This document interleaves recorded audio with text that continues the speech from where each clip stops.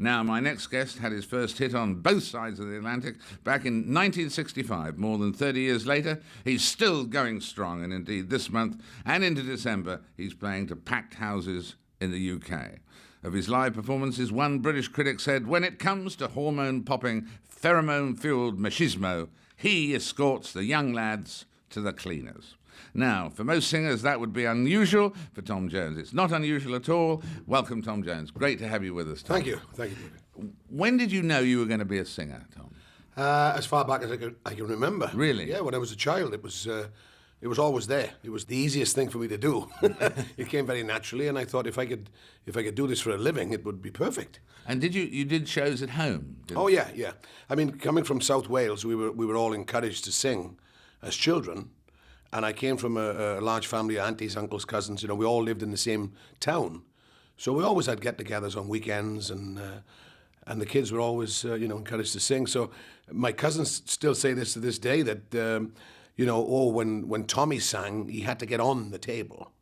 You know, as with most children, they stand in the corner and they're very shy, and you've got to coax them to perform, but apparently I had to get on the table when I sang, so it was there from the beginning. Yeah, the feeling of showbiz was there from the very beginning. Yeah. But you did other jobs, interesting other jobs, before you, they may not have felt it then, but they sound exotic now, jobs before you got into music. Yeah, well, just to make a living, really. I mean, my goal was always to come to London and get a recording contract and become a professional singer. But in the meantime, I had to make a living, so I left school when I was 15, and I worked in a glove factory. I was a glove cutter. I was an apprentice glove cutter. So I know a lot about leather. That's what that taught me. And then I went from there doing a lot of things. I worked in a paper mill. I sold vacuum cleaners from door to door. You know, I worked on construction sites. I did anything to make a living. Trying always, though, to get a day job rather than shift work, because I wanted to sing at night in these pubs and YMCAs and clubs and wherever I could. Where did you make your debut in a club? The first time I actually got paid was in this workingmen's club that all our family went to, called the Wood Road Non-Political Club. And I was underage then, because you had to be 18 to go to this club. So I think I was about 17.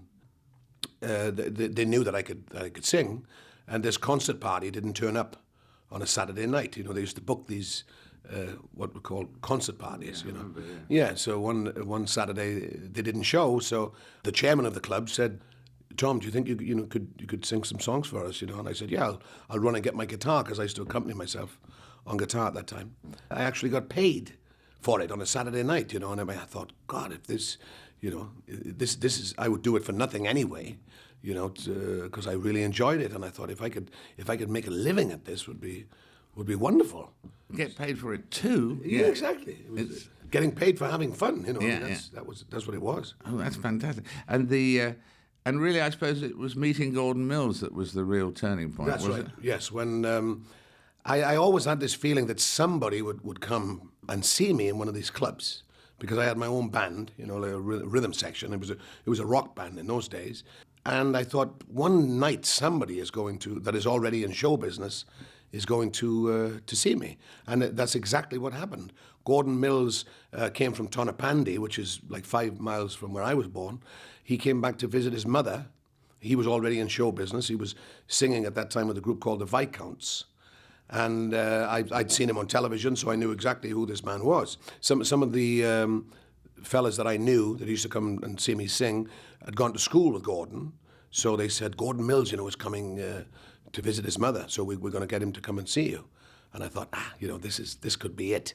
It was. He came and saw me sing at this club and said, my God, you know, why aren't you in London? And I said, well, I don't know anybody there. I know where it is, but I don't know, you know, who to see. So he said, well, if you ever come to London, you know, here's my phone number. You get a hold of me, and I'll take you to, you know, music publishers and record companies and like that. So the following day, a friend of his said, Gordon is really wound up. You know, I mean, he's really excited, and he really wants to go further with this.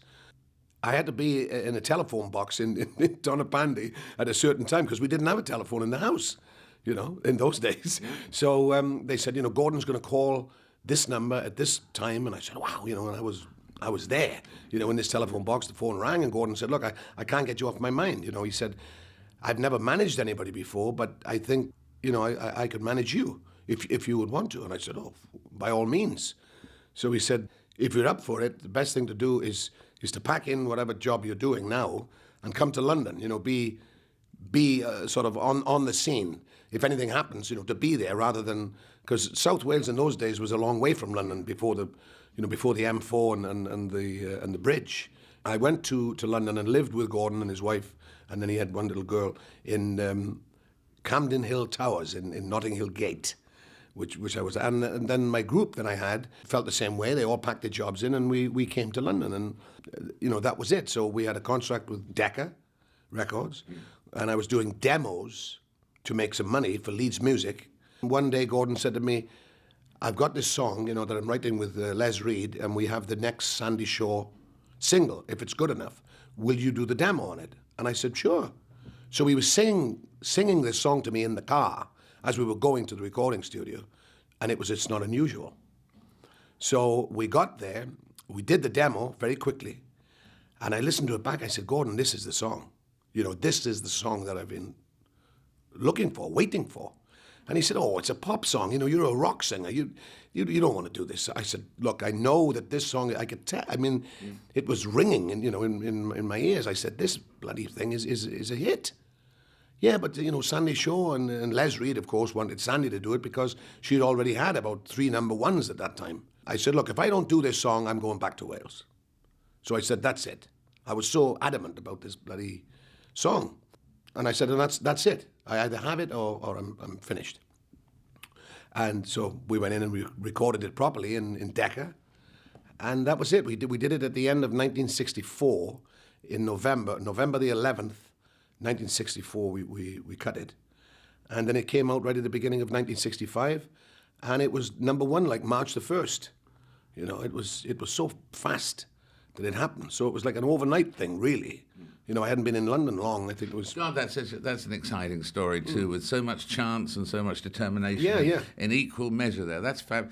Tom, you got a chance when success struck to meet, presumably, a lot of the people who'd influenced you and you'd admired. You met a lot of your heroes. Yes, you performed with them, presumably. Mm-hmm. Yeah, especially when I had the TV show. I did a TV show for ITV, which was, in the States, was ABC. And it went worldwide. So I had a chance then to do duets with people that I admired, like Jerry Lee Lewis and Little Richard and people like that, these rockers that I had grown up in the 50s listening to. And I met Elvis Presley in LA. Well, I only met him once, but you really knew him very well. Yes, I did. You? I became a very good friend. Tell me about him. Well, I met him first of all in 1965 when I first went to America with It's Not Unusual.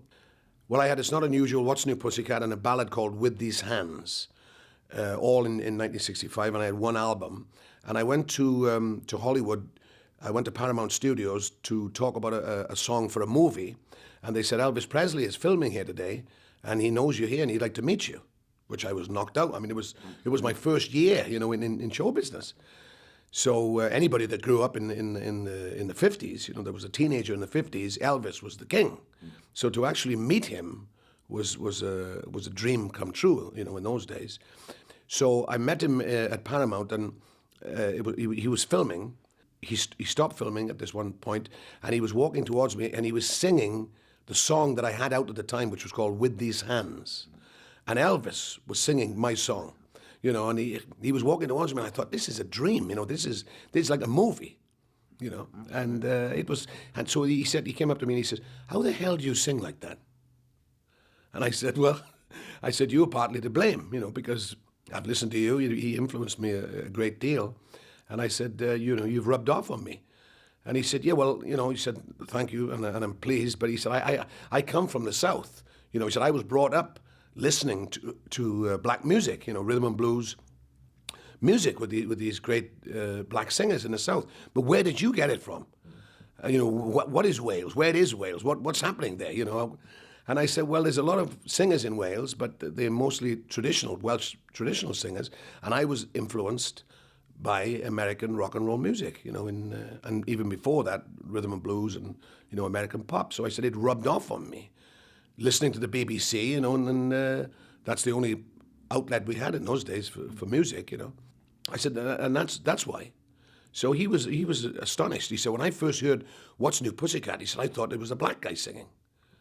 Which was amazing. Compliment. Yeah. Great compliment. Coming from Elvis, I mean, it was, yeah. Oh, and as you got to know him, I read somewhere he used to ring up radio stations and request your records. Yes, when the Green Grass of Home came out, he was driving, because he used to like to drive his own bus from Los Angeles to Memphis. Anytime he'd have off, he'd get all his lads together, after he finished a movie, and they would get in this touring bus, and he would drive. He loved to drive, and he was driving back to Memphis, and he heard the Green Grass of Home.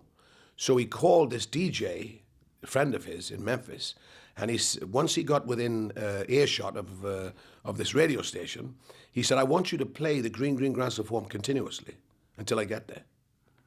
So it was great, He was the king, as you said, so he did it. Exactly. Yeah. So it was, to have Elvis Presley promoting you, as your promotion man, for a single. Sensational. It was unbelievable. So, and he said it made him cry. It got to him. And then he recorded it himself afterwards. When you saw him, was he at the time when he was very overweight, or was he normal, his old fit size? Yeah, well, when I saw him in '65, he was normal. And then towards the end of the 60s, he became very thin, because he was always conscious of his weight. He always had a weight problem. So he would go on these starvation diets, to make a movie. And at one point, he was really thin. I was in Hawaii with him, and we were swimming, and he wouldn't take his T-shirt off because he was conscious of being so thin. And then within like the next 5 years, he ballooned, but he always had this trouble with weight. So, and then he was taking diet pills, and that's what got him, all screwed up with the drug situation. But it all was to do with his weight.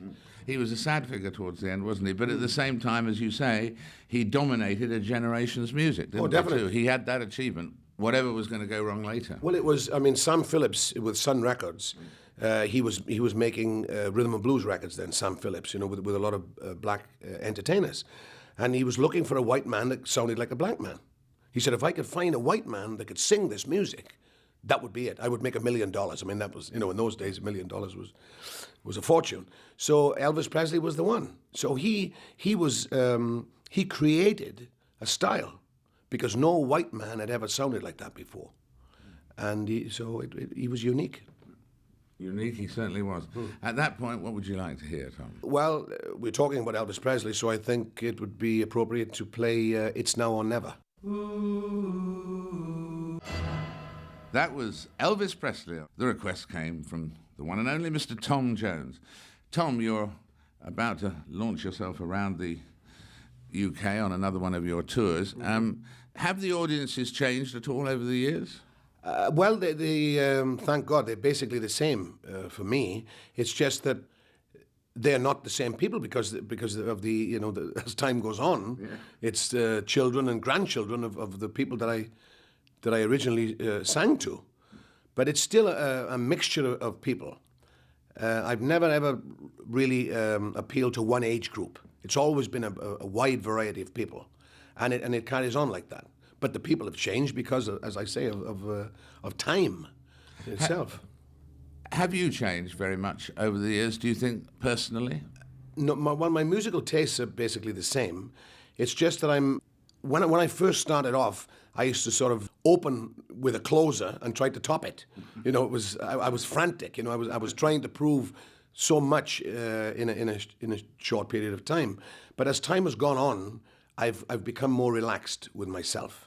I know that you can't do it all in one go. It takes that an hour to 2 hours to take people through a musical journey rather than keep hitting them over the head. I've learned to box rather than fight. So that's what I've learned. But it's experience. You can't learn that right at the beginning. It takes time to do that. And your instrument, as people say in these articles, always sounds vaguely suggestive, but your instrument has remained in superb nick, as I heard at that concert we were talking about earlier. Is that the result of heredity, or do you do things to keep your voice in good condition? Well, it's a bit of both, really. I don't know why, but a lot of Welsh people are blessed with big voices, so that's hereditary. But then you have to look after it. So it's I learned a long time ago that that you can't be dehydrated. You must drink a lot of water, and you must have a lot of humidity. So I travel with humidifiers.